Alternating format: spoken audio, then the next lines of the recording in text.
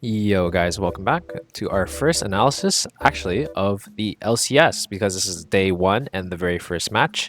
And already, honestly, we're seeing some really weird meta adaptations of the current patch because this is a big boy and teams have been adjusting to what styles are prominent in play. And we've been seeing some things and we've been seeing some evolutions of the meta. And this is the first game where we actually see other than I think in the LCK with T1's Lucian Emilio, where we actually see a double like NA style double support item and just really Mickey Mouse their way through the game. And honestly, this draft is a wild one. I don't really know what to say, so I'm just gonna try my best to justify each of their picks and understand like why they went in such directions because I think it's really whack and different to anything else that we've seen in this patch so far.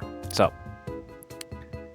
from the bans, it's nothing too special. I would only really point out the Senna ban, which is probably something that they just are choking out against 100 Thieves. It could be something from scrims as well, and they just don't want to deal with it. It hedges against their picks too much, but everything else is like super normal. The Akali would basically also be normal against what comp TL we're going for, or if it's something that Quid is specifically going for, or they want to open this here and increase that viability. The reason I say this is because 100 Thieves might open something that's interesting that potentially hedges against this Azir in R1 R2 as well. So the Ashe opener is pretty normal, but then immediately 100 Thieves just slam the Seraphine, and then they slam Yone too, which is like unlike anything I've ever seen in any draft so far this year.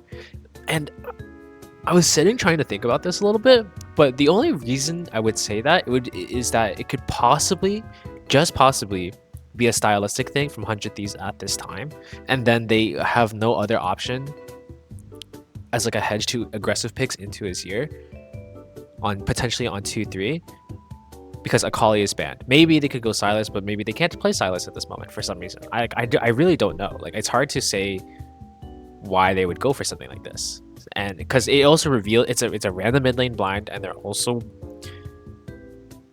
like revealing a bit about how their team's gonna play this game. So, and I don't think Yone is just like, okay, sure, Yone is like pretty strong, but like this, I don't see a reason why they would just slam it like this, right?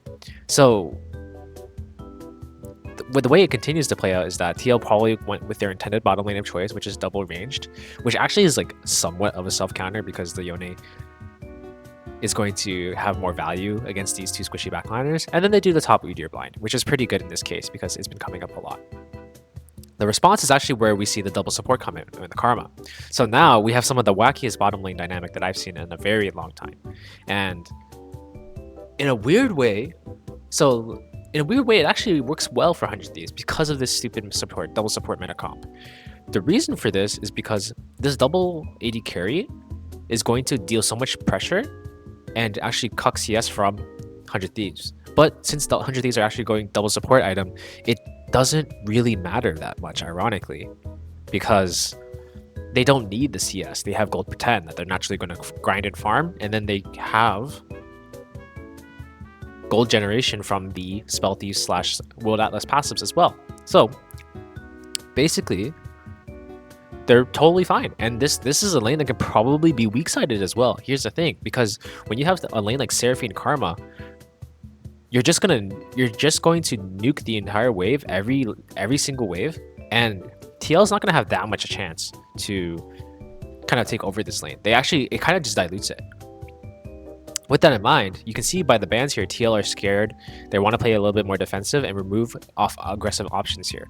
But because the jungle pool has so many of them at this moment, it's not really that ideal for them regardless, because what they end up doing is locking in the Vi on 4, which does the same thing, and the Yone actually extracts extra value here. So what I would like to see, if you have Yone Vi on the enemy team here, you should try to draft as much defensive as possible. But these are two unstoppable engages. So really, the only thing you can do here is to pick something that either completely shuts it down, or pick a champion that would have enough peel for this. But really, there's not many options when you when you invest your bottom lane this early, and then your two remaining picks are mid, which has very little variance, to be honest with you, and jungle, and which possibly could have had more opportunities to switch it up, but was not done in this case. But to be fair, there's not really much you can do in terms of adjusting your picks for this role, because when you think all the champions are going to do a similar job, right? Like the Xin is a good pick here in the sense that it's strong and gets priority and can help TL win the game in this case, right? But it is on them to execute. That would be the main thing. I think the Ziggs is a very APA pick, but it doesn't really achieve much in the comp, if I'm going to be honest with you. It doesn't, it honestly might only detract, and the main reason it could be picked and trying to justify the logic is maybe TL are actually scared of the poke condition from 100 Thieves too, ironically. It's crazy to see how much this double support itemization is actually warping the entire draft, because it creates combinations that are possible, and it kind of negates the idea of a bad matchup, and it's kind of cringe, to be honest with you, but that is the situation we're placed in. So despite that, and despite getting some priority picks, and despite having some of the weirdest pick orders that I've seen in a long time, somehow 100 Thieves end themselves up on top. I'm liking their draft a little bit more, because on the strongest area of the map where TL is, which is bot side, I don't think they can actually achieve much. And then 100 Thieves, although they got an illegal Yone pick on 2, they managed to get whatever they want here, and they actually get really advantageous setups on their top side of the map. Combined with, I would consider like a soft counter pick from TL, self counter pick from TL because of the Ziggs. So you see what I mean here? It's like even hard to describe like why this works, because like there's like the logic is so backwards because of the current meta, but for some reason it ends up working out this way. And 100 Thieves have a comp that actually has more margin for error because they outscale here and they have more ways to play their fights. So because of this, TL are on a timer, they have to execute well, and it's just something to adapt for future metas and something to keep in mind of. This could be something that's really weird on this patch, but yeah, I really wanted to point out how this kind of shift changes because of the way teams are prioritizing things, and not every team's doing this either. So just wanted to point that out, and I thought that was super interesting. It was a really close game in the end, but it did end up having to be edged out by 100 Thieves because of this. So yeah, see you guys.